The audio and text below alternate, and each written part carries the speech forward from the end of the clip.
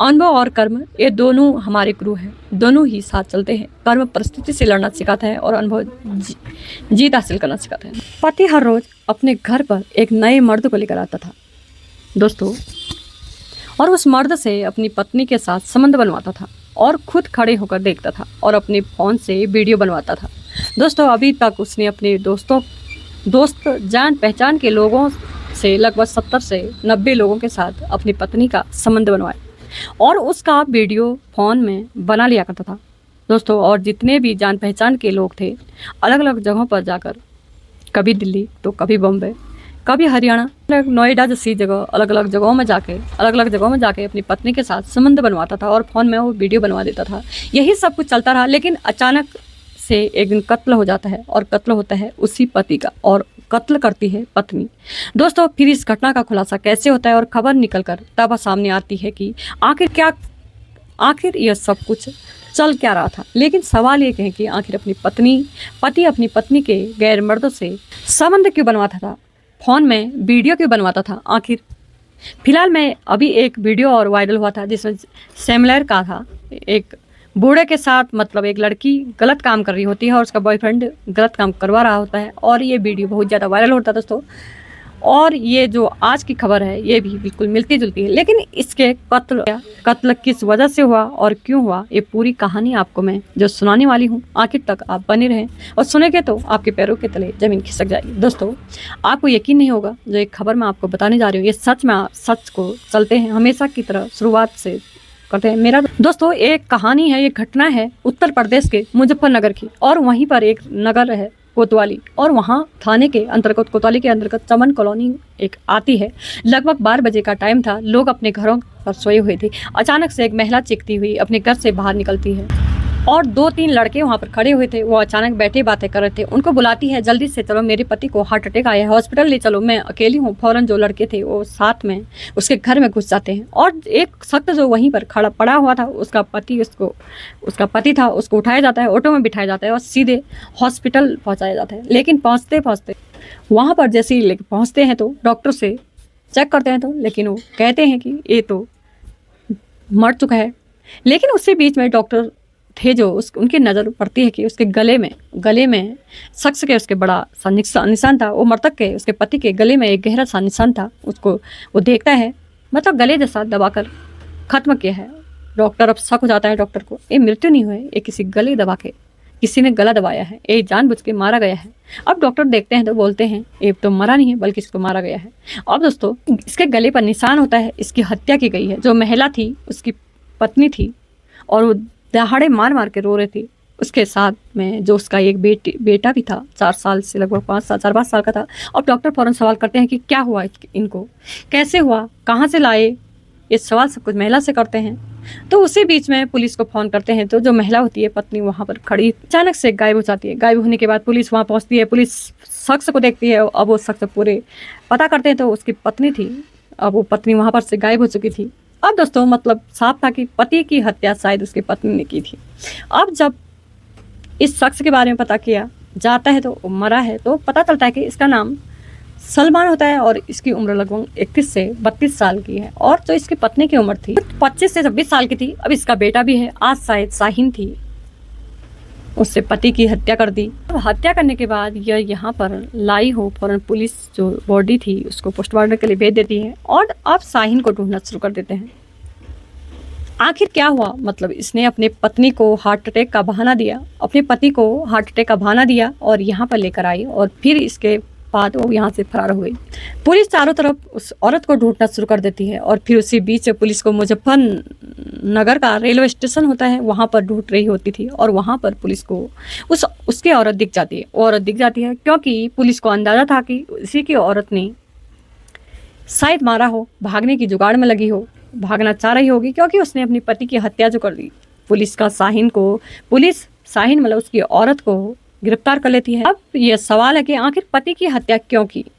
औरत को जब पकड़ा जाता है तो वो बोलते हैं कि हाँ मैंने अपने पति की हत्या कर दी, मैंने परेशान थी कि मैंने इसलिए हत्या की। अब पुलिस शकों से पूछती है कि आखिर तुमने क्यों हत्या कर दी, अपने पति की 4 साल का बेटा अनाथ कर दिया, अपना अच्छा खासा परिवार था उजाड़ दिया।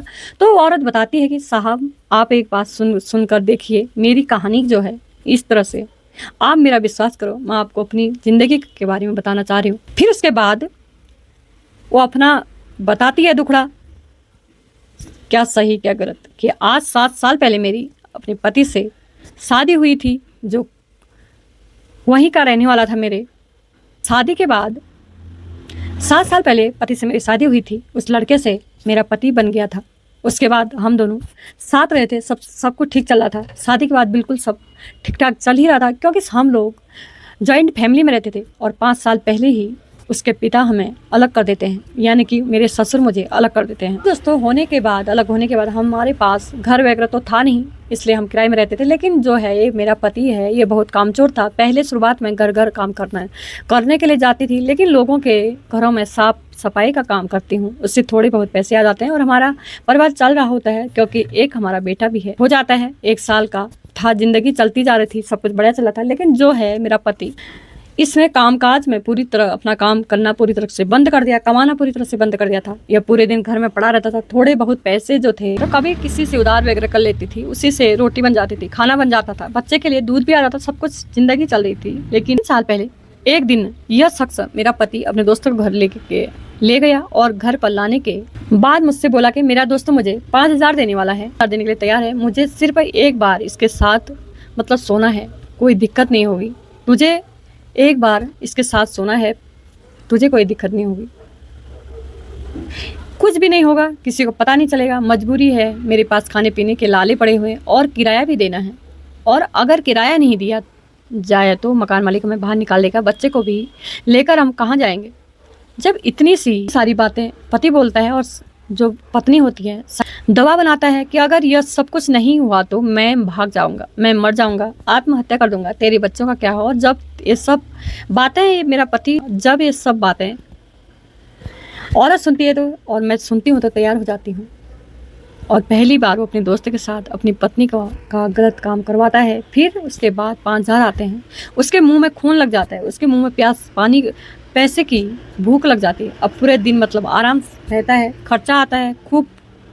अब उसको पता चल चुका था, मतलब एक मर्द को लाओ बस 1 घंटे में 5,000, और इसमें तो बड़े मजे हैं। और मेरे मतलब यह काम करना नहीं चाहती थी, क्योंकि यह मेरे मजे हैं, मतलब यह काम करना नहीं चाहती थी, क्योंकि मुझे पहली बार में भी बड़ा बुरा लगा। मैंने फैसला कर लिया कि अब कभी नहीं ऐसा नहीं होगा, क्योंकि बहुत ज़्यादा शर्म की बात है कि मेरे पति के होते हुए मैं किसी गैर मर्द से खुद को टच करने दूँ। अब मुझसे बर्दाश्त तो नहीं हुआ, लेकिन फिर पति कुछ दिन बाद एक और मर्द लेकर आता है और फिर मेरे ऊपर दबाव बनाता है, फिर वही बात करता है, फिर वही बात करता है दोस्तों। और उस दिन ये सिलसिला शुरू हो जाता है। अब मुझे मारता पीटता था और ऐसे ही अब नए नए ग्राहकों को लेकर आता था।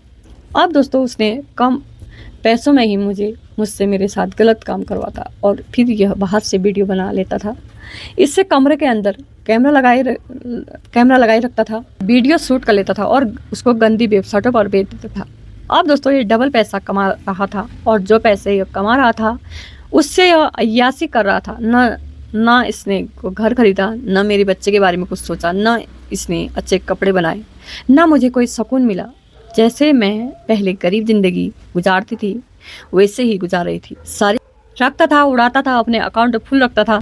शायद मुझे यह लग रहा था कि यह इन पैसों से दूसरी शादी भी कर लेगा और भाग जाएगा, क्योंकि इसने ऐसा कुछ भी नहीं किया जो इसने अपने बच्चों के लिए या मेरे लिए किया हो। और अब आकर इसने एक नया धंधा शुरू कर दिया। वो था कि मुझे यहाँ से कभी दिल्ली लेके जाता था, कभी गौतम बुद्ध नगर लेके जाता था, कभी मणिपुर लेके जाता था, कभी हरियाणा, अलग अलग जगहों पर मुझे बेचता था। लेकिन बेचता था, वहाँ जाके नए नए ग्राहक सेट करता था, फेसबुक के जरिए, इंस्टाग्राम के जरिए लोगों को कनेक्ट करता था, और वहाँ पर जाकर यह उन लोगों को होटल में मुझे सौंप देता था, और फिर वहाँ लोग मेरे साथ गलत काम करते थे। यह ज़्यादा से ज़्यादा पैसे वसूल कर फिर वापस मुझे लेकर आता था। ये सब चीज़ें से मुझे तंग आ चुकी थी। मुझे अपने आप में हद से ज़्यादा बुरा लगता था, और जब मैं इस काम के लिए मना करती थी तो मुझसे ये बोलता था कि अगर तू काम के लिए मना करेगी तो तेरी वीडियो है, तेरे रिश्तेदारों में भेज दूंगा, सबको बता दूंगा कि तू अलग अलग मर्दों से ऐसा काम करती है, और मैं ये भी बताऊंगा कि ये सब मैंने करवाया, बल्कि ये बोलूँगा कि तूने सब अलग अलग मर्दों से ये संबंध बनाए, तुझे इस वजह से छोड़ रहा हूँ। तो मैं इस दबाव में थी और मैं इस दबाव में रहते हुए परेशानी का हल ढूंढ रही थी। और आखिर मुझे इस परेशानी का हल सिर्फ एक चीज़ दिखी, वो थी ये, इसकी हत्या कर दूँ, अपनी पति की हत्या कर दूँ। हत्या की प्लानिंग करना शुरू कर देती हूँ। और प्लानिंग ये थी कि लगभग 15 से 20 दिन पहले ही मैं इसको बोल रही थी कि मुझे नींद नहीं आती है, मुझे एक नींद की गोली ला कर दो।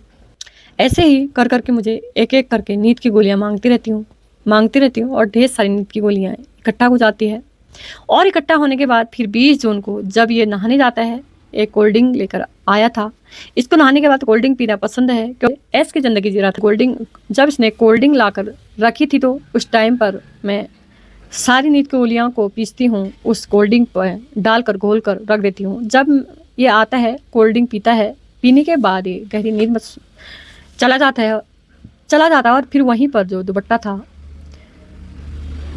उससे इसके गले में डालती हूँ। अब जो मैंने 3 सालों से दर्द झेला, वो अपनी बेइज्जती करवाई, जो अपने पास में मैंने खुद को इतना नीचा दिखाया, इसके खातिर मैंने गैर मर्दों से संबंध बनाए। गुस्से से जुनून के साथ चुन्नी की पूरी ताकत से कस कर देती हूँ और कुछ देर के बाद एक ख़त्म भी हो जाता है। और प्लानिंग के तहत लोगों को नीचे बुलाती हूँ। मेरे पति के हार्ट अटैक आया है, लेकिन अफसोस कि गले पर निशान आ गया और मैं पकड़ी गई, वरना प्लानिंग ये थी कि हॉस्पिटल से मैं अपने पति को वापस ले आती और आनंद फानन में दफन मतलब अपने पति को दफन कर देती।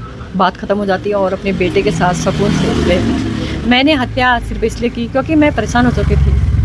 अगर मैं पुलिस के पास जाती तो पुलिस के पास जब तक मैं आती तब तक यह वीडियो को चारों तरफ वायरल हो चुका होता। इसलिए मेरे पास कोई रास्ता नहीं था और मैंने एक कदम उठाए। लेकिन जो माँ ने कदम उठाया वह बिल्कुल गलत उठाया। अगर वह पुलिस के पास जाती, चुपके से आती और पुलिस को बताती कि मेरा पति ऐसे करता है, तो पुलिस बिना किसी को बताए, बिना किसी से बोले, चुपके से जाकर जैसे ही उसकी मौत आई थी ऐसे ही उसको पहुंचकर पुलिस पकड़ लेती। उसको फ़ोन पर सारी चीज़ें और जहाँ उसने वीडियो डाले थे वो सब वीडियो डिलीट करवा लेती और उसके बाद महिला अपने बच्चों के साथ सुकून से ज़िंदगी जीती दोस्तों गुजारती और पति ज़िंदगी भर जेल में रहता और जो पैसा पति के पास था वो महिला को मिल जाता। लेकिन उसने गलत रास्ता चुनने की वजह से अब वो बेटा बच्चा है वो अनाथ हो गया। आप इस घटना पर क्या बोलना चाहोगे कि माँ ने सही किया, गलत किया?